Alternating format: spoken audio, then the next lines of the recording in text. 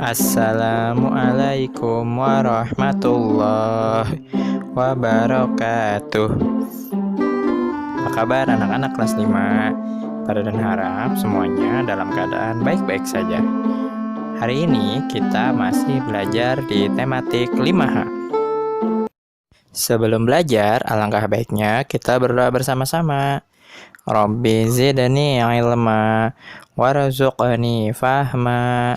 Amin. Di materi hari ini kita akan membahas tentang sifat batuan terhadap air dan faktor yang memengaruhi potensi air. Ketersediaan air bersih sangat bergantung pada kandungan air tanah di suatu wilayah. Batuan-batuan ternyata mampu mempunyai sifat terhadap air. Nah, berikut ini adalah sifat batuan terhadap air. Berikut penjelasannya. Yang pertama yaitu akuifer. Akuifer adalah lapisan pembawa air yang mampu menyimpan dan mengalirkan air dalam jumlah cukup banyak dalam kondisi normal. Contohnya yaitu kerikil, pasir, batu pasir yang retak, dan batu gamping yang berlubang. Yang kedua yaitu aquiclut. Lapisan batuan yang dapat menyimpan air tetapi tidak dapat meloloskan air dalam jumlah yang banyak. Contohnya yaitu lempung, shell, tuf halus, dan silt. Yang selanjutnya yaitu akuitar. Akuitar adalah lapisan batuan yang tidak dapat menyimpan air dan hanya dapat meloloskan air. Contohnya yaitu skoria dan batu napal. Yang terakhir yaitu aquifug. Lapisan batuan yang tidak dapat menyimpan air dan tidak dapat meloloskan air. Contohnya granit dan batuan padat.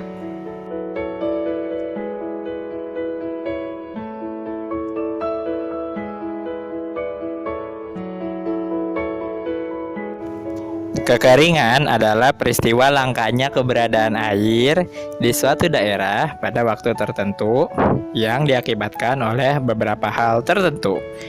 Kekeringan ini digolongkan menjadi salah satu jenis bencana alam.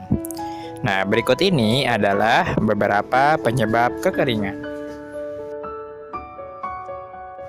Yang pertama yaitu adalah musim kemarau yang lama. Lalu kemudian yang kedua, minimnya peresapan air. Dan yang ketiga yaitu penggunaan air yang berlebihan. Selanjutnya, yang keempat adalah kekurangan sumber air. Lalu yang kelima yaitu jauhnya jarak ke sumber air. Dan yang terakhir, yang keenam yaitu sedikitnya tampungan air buatan. Itulah beberapa penyebab kekeringan yang ada. Lalu setelahnya adalah beberapa dampak kekeringan. Yang pertama yaitu adalah kurangnya sumber air minum, lalu kurangnya sumber air untuk kebutuhan sehari-hari. Lalu ada juga tumbuhan dan hewan banyak yang mati. Dan selanjutnya yaitu akan terjadi kelaparan. Lalu ada juga lingkungan menjadi kotor. Dan yang terakhir yaitu muncul berbagai macam penyakit.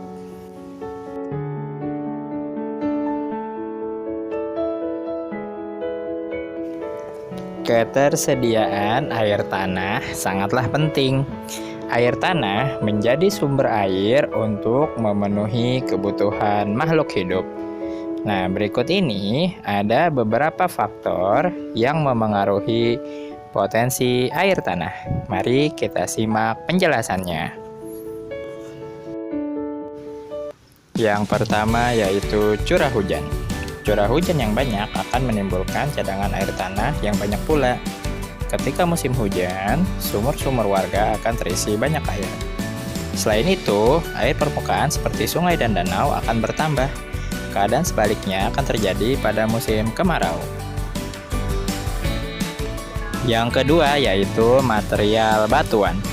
Batuan di permukaan bumi memiliki kualitas yang berbeda-beda dan sifatnya tidak menyerap air. Namun meski tidak menyerap air, biasanya air hujan dapat merembes melalui celah-celah batu. Lapisan tanah yang mengandung banyak batuan mampu mengunci keberadaan air tanah sehingga akan tersimpan di dalam tanah. Yang ketiga yaitu kemiringan lahan. Air tanah akan mudah tersimpan di permukaan tanah yang datar atau memiliki tingkat kemiringan yang rendah. Apabila tanah tempat air meresap tersebut miring, air akan mengalir ke bawah tanah. Karena itulah air tanah di tanah yang miring jumlahnya lebih sedikit daripada di tanah yang datar. Yang terakhir yaitu vegetasi. Vegetasi ini berupa pepohonan atau rerumputan. Pepohonan memiliki fungsi menyerap air hujan yang turun untuk disimpan di dalam tanah dan menguncinya. Ketika banyak pohon, air tanah yang akan tersimpan banyak. Sedangkan jika pohonnya sedikit, air tanah hanya sedikit, bahkan kering. Air tanah yang disimpan oleh banyak pohon akan bertahan lebih lama, sehingga dapat menjadi cadangan air ketika musim kemarau. Begitulah beberapa faktor yang memengaruhi potensi air tanah. Nah, untuk tugas hari ini adalah